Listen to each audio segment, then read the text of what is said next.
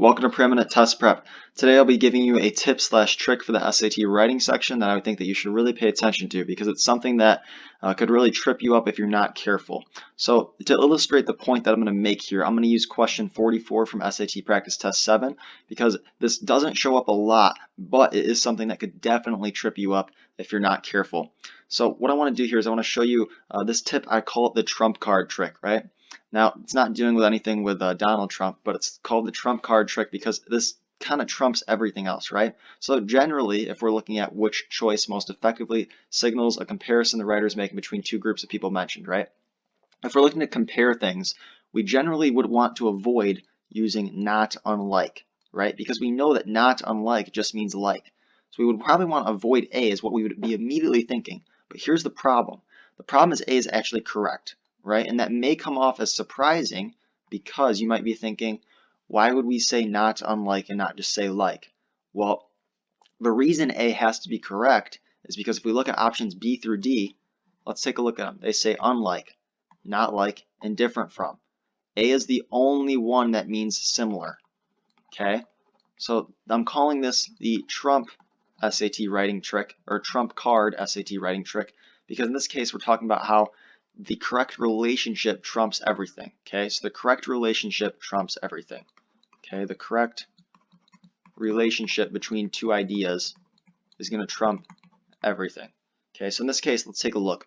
So you haven't obviously read this passage, and I'm not going to make you read the whole thing, so I'll just give you a quick summary.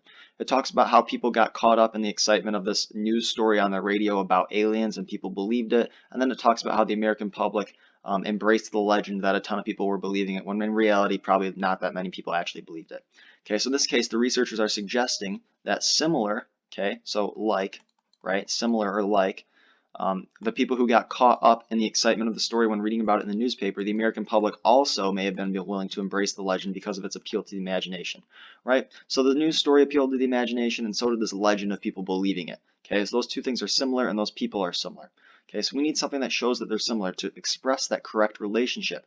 Now, the only option that says that they are similar is not unlike. So, well, normally we would want to just say like, because saying not unlike, it just doesn't sound well. We wouldn't normally say it. A has to be correct because it's the only answer choice that shows that they are similar. B, C, and D all shows that they are different.